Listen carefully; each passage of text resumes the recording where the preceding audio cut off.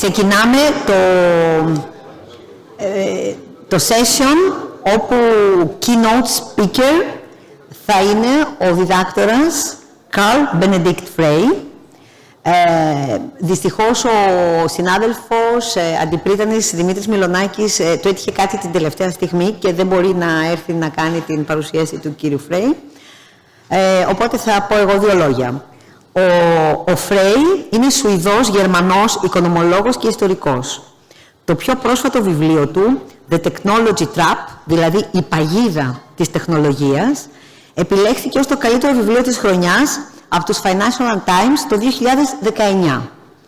Είναι Oxford Martin Fellow στο Πανεπιστήμιο της Οξφόρδης, όπου διευθύνει προγράμματα για το μέλλον της εργασίας στη σχολή Oxford Future Council of the New Economic Agenda του Παγκόσμιου Οικονομικού Φόρουμ, καθώς και στην Επιτροπή του Bretton Woods. Το 2013, ο Frey εξέδωσε ένα article, ένα paper, με θέμα The Future of Employment, How Susceptible are Jobs to Computerization, δηλαδή πόσο ευπαθείς είναι οι δουλειές με βάση την ανάπτυξη του κομπιούτερ. Εκεί υπολόγισε περίπου ότι μπορεί και όπως είχαμε τώρα, να θυχτούν το 47% των θέσεων της εργασίας, που κινδυνεύουν από την αυτοματοποίηση. Η μεθοδολογία της μελέτης έχει χρησιμοποιηθεί από το Συμβούλιο Οικονομολόγων του Μπαράκ Ομπάμα, την Τράπεζα της Αγγλίας και την Παγκόσμια Τράπεζα.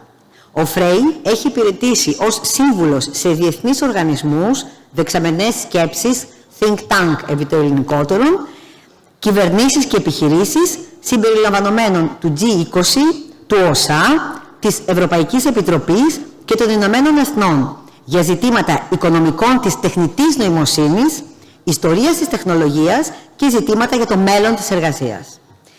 Dr. Frey, the floor is yours.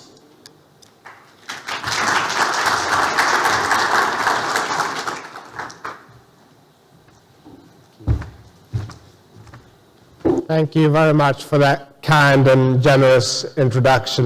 Thank you for your hospitality.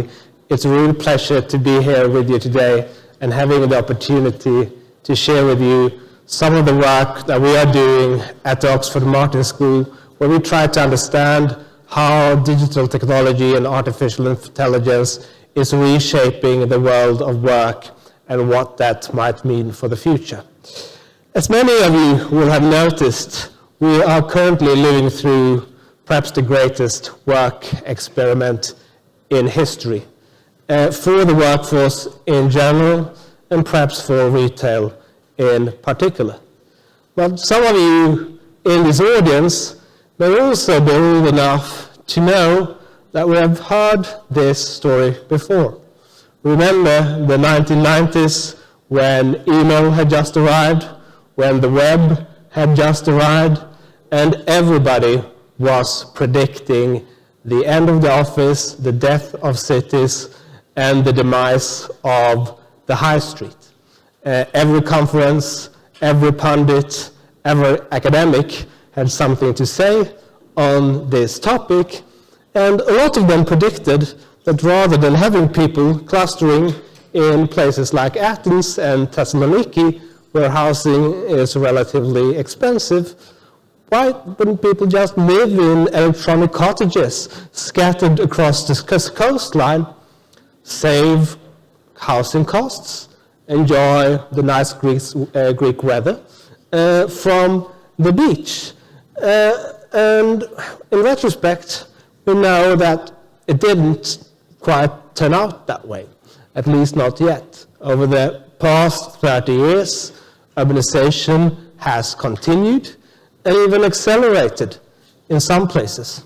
And I think if we want to understand if this time is different somehow, we need to understand why the predictions of the past didn't quite work out as many of us thought.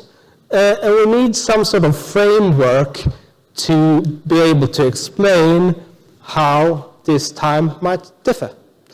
And a decent starting point for that is to ask ourselves, why do we cluster in the first place? Well, in general, proximity or clustering has to do with the cost of moving goods, people, and ideas. And of course, over the course of history, technology has shaped those costs tremendously and are likely to continue to affect those costs in the future. So not so long ago, back in 1800, most of us lived in fairly close-knit communities. Production and consumption happened at the same place. They weren't separated because transportation costs were very high. If you were based in Greece and bought milk, you would have bought it in the same location where you lived, because having it transported from another place, it would have turned sour in the meantime. But around 1800, something extraordinary happened. The steam revolution arrives, with it railroads, steamships, and all of a sudden transportation costs plummet, and a few places in Britain and in the G7 countries are essentially able to mass produce a lot of goods in factories and ship them to the rest of the world. And various technological improvements in containerization and highways and so on support this trend and essentially allows these clusters for innovation to produce a lot of the goods that are being bought around the world. And over the next 200 years, the G7 share of both world GDP and trade increases enormously. Up until the 1990s, when a new revolution happens, namely the revolution in information and communications technology, which all of a sudden allows businesses in advanced economies to coordinate production at distance and offshore a lot of production to places like China. All of that would have been completely unfeasible without ICT technology. It's essentially computers that allow companies like Apple to have the iPhone produced in China, but the design made in America. And over the following 20 years, we've seen that the G7 share of GDP has plummeted. But face-to-face costs still remained quite high.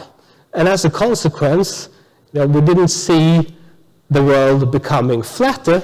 We just saw a lot of the production shifting to East Asia. And because managers will still travel there to manage operations, it made sense to have those places fairly close to each other rather than separated in South America, in Africa, and in Southeast Asia. Now, a lot of people are wondering whether this trend can continue, because after all, the way that China grew rich was essentially by taking on a lot of the manufacturing production tasks that be done around the world. But even in China, the manufacturing share is in decline. 12.5 million jobs disappeared. And as we see that factory production is becoming more pervasive with automation, there is a tendency for businesses to potentially reshore some of those production tasks to automated factories and save transportation costs, making it cheaper for retailers to buy those goods. Now, we haven't seen this to a massive extent yet, I should add, but we do have a number of examples, and generally speaking, with automation technology becoming cheaper, having large pools of cheap labor is becoming less of a comparative advantage around the world. And we have seen nothing yet. This is just looking in the mirror of what has happened to automation and computerization in recent history. And it used to be the case that automation was primarily confined to routine rule-based activities that can easily be specified in computer code and therefore readily automated. But what we're seeing now is with artificial intelligence and advanced machine learning, machines are increasingly able to infer the rules of the game themselves. They can learn, similarly the way humans learn from the data trails we leave behind, and then based on those data trails, they're becoming increasingly good at prediction. It is this what essentially drives the improvements in Amazon's recommendation engine. It is basically the same technology that has driven some of the improvements in autonomous vehicles, and it's the same, broadly speaking, type of technology that is behind recent advances in machine translation. And put together, these technologies are affecting a host of industries. It's no longer just manufacturing jobs that are being affected by these trends in technology.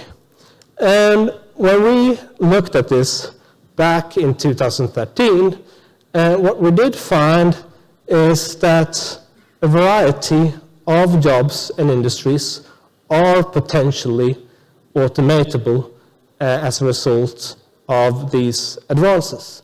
And when we published this study, we also published a very detailed list of 700 plus occupations and their relative exposure to automation. And we did find some surprising things in this study, I should say. So fashion models turned out to be among the most exposed jobs to automation, and people used to tease us for this.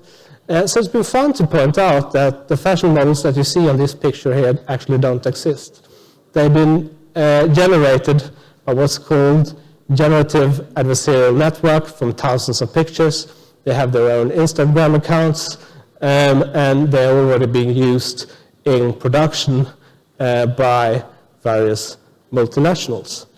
In addition to this, we see that a variety of sectors, including transportation and logistics, are being very affected by the rise of autonomous vehicles. We see retail among the most affected sectors by this, in large part because of advances in e-commerce, but also in store automation with technologies like Amazon Go.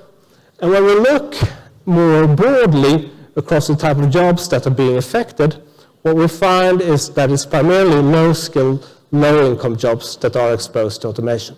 It's not the jobs of doctors and lawyers that we're likely to see being automated in the near future. Yes, certain tasks like document review or medical diagnostics can increasingly be done by machines, but if we think of the jobs of cargo truck drivers, of cashiers, of telemarketers, of receptionists, those are the kind of jobs that are being most exposed to automation. And when President Obama's Council of Economic Advisors did a study using our automation probabilities and sorted them by hourly wages, what they found is that jobs that earn less than $20 per hour have a very high exposure to automation, whereas jobs where people earn over $40 per hour have a very low exposure to automation. Now, in some ways, we've seen this before. A lot of people refer to what we're going through now as the fourth industrial revolution. And the reference towards the fourth industrial revolution somehow suggests that we are experiencing something that is similar to the technological revolutions beforehand. And I think in some ways that is right. If we look at the first industrial revolution, for example, we see that it led to an enormous upsurge in productivity, and we see that on average people were made a lot better off as a result of these trends in automation and mechanization. After all, what machines do is to allow us to produce more with fewer people, and so increase productivity. And if you look at the very long run, you get this hockey stick of economic growth, where it just looks like this amazing takeoff, and people just get it better and better and better. But if you zoom in on the first episode of the first industrial revolution, what you actually find is that as productivity takes off, wages remain stagnant. And they remain stagnant for roughly 7 decades, with them probably declining even at the lower end of the income distribution. So as the mechanized factory replaced the artisan shop, middle-income jobs at the time, you see that most people did not see the gains from that trickle down into their pockets. And as a result of that, people were not all that positive about the changes going on in society at the time. Many of you will have heard about the Luddites that rioted against the mechanized factory, and those were just part of a long wave of riots that swept across Britain, Europe, and even China. So some of these revolutionary technologies at the time also brought some political revolutionaries along the way. And if we want to understand why some people are not quite content with how things are working out for them today, I think we also need to look at the effects of technology. If you take the United States, there are more robots in Michigan alone than in the entire American West, and the impacts on the average worker in the US has probably been negligible, but in those communities where factory jobs are disappearing, it's been very concentrated and very significant. If we look at the outcome of the 2016 presidential election, for example, we find that electoral districts which use more automation technology were also much more likely to vote for President Trump. And this is also something that is true all across Europe. Even in Sweden, people are more likely to vote for the Swedish Democrats, where jobs disappeared. And, not surprisingly so. When jobs disappear, the tax base is eroded, public services tend to deteriorate, you tend to see increases in crime, you tend to see a lot of bad consequences in those particular communities. And as a consequence of that, you tend to see often people opting for more radical change. That is not to suggest that new jobs aren't being created, but quite the opposite is happening towards what Tom Friedman predicted in his famous book, The World is Flat. If we look at new type of job titles emerging every decade, we see that they are highly clustered, particularly in skilled cities, and somewhat ironically, if you look at some of the places that have been at the frontier of digital technology, like Silicon Valley, the places that meant to make the world more flat has led to some of the greatest clustering that we have ever seen from the 1980s onward.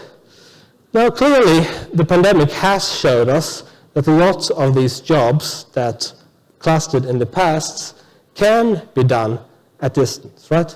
That is particularly true of jobs in financial services. It's particularly true of jobs in professional services. You find retail here somewhere in the middle.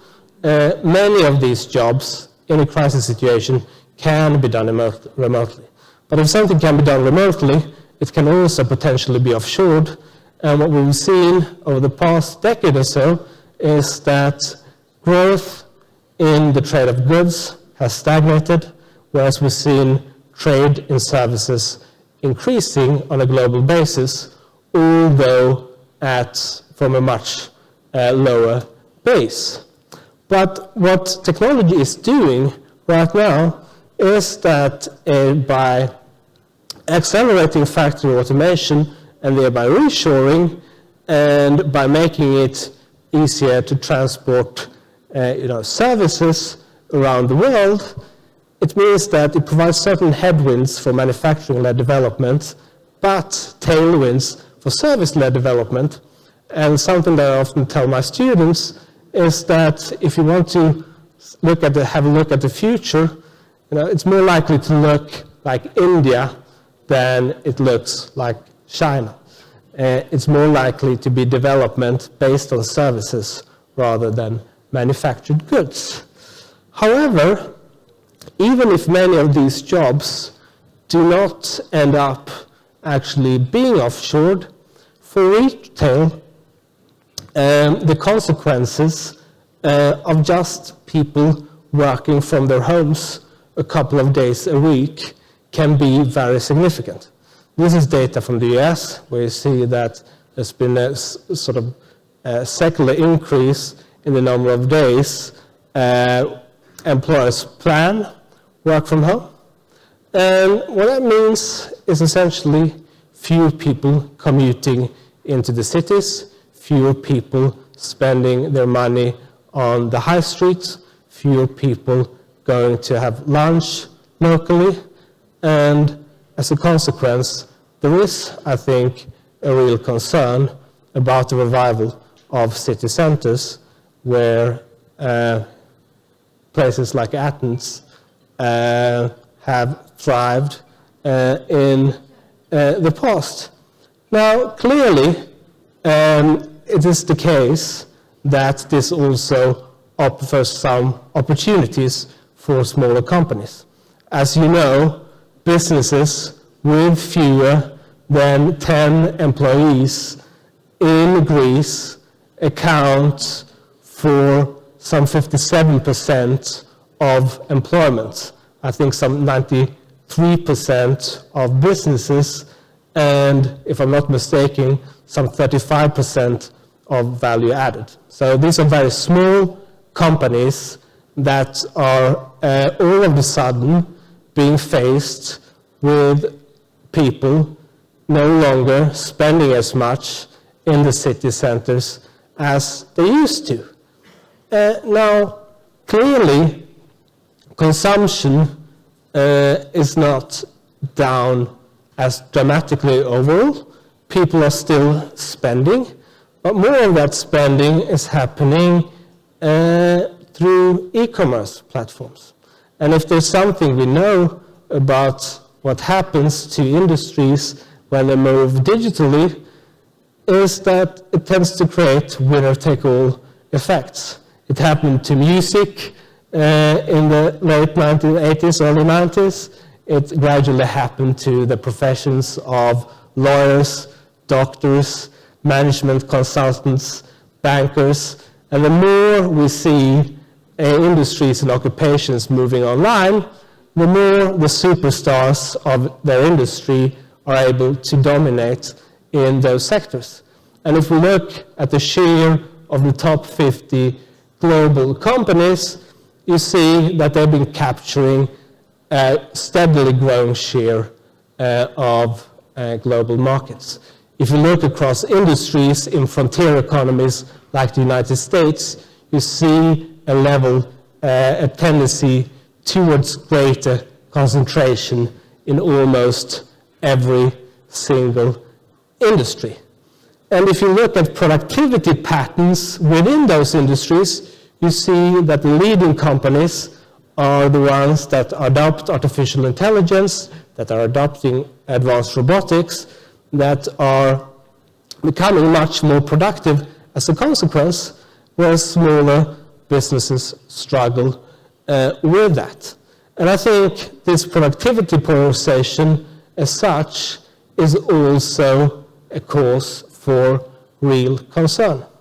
And I think policymakers need to remember that, yes, digital transformation offers opportunities, also for large companies. When I spend a couple of days in Athens and go and look at some of the lovely shops around here, I might buy a thing or two. And if they have online presence, I may continue to buy a couple of things from there, even when I get back to the UK, and I may build a more lasting relationship with those smaller companies, and that is good news. But at the same time, I need to make the journey here in the first place. And people need to make, from time to time, that commute into work to get to see some of these businesses. So I think it's very important from a policy point of view to make sure that you have infrastructure in place to make the commute into the workplace still feasible. Hybrid is going to be the model going forward, but the extent to which people come back and spend on the high streets are going to depend also on people's commute. It's going to depend on the availability of housing in those places. And frankly, the ability of small businesses to adopt is going to depend on having the skills to actually set up a digital business to maintain those relationships over the long run. So to adjust, we need to have these complementary investments, not just in digital infrastructure and skills, but also actually in physical infrastructure to support people commuting in and spending some of their income on the high street to support also the retail sector. And that is my message for you today. Thank you very much for your attention.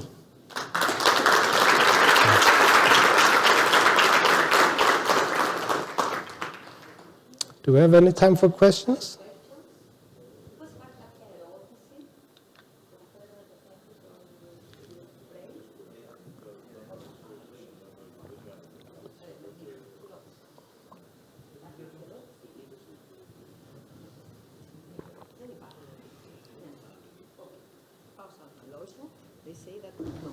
No questions. All right. Okay. So, οπότε δεν έχουμε κάποια ερώτηση. Άρα, ευχαριστούμε πάρα πολύ άλλη μια φορά τον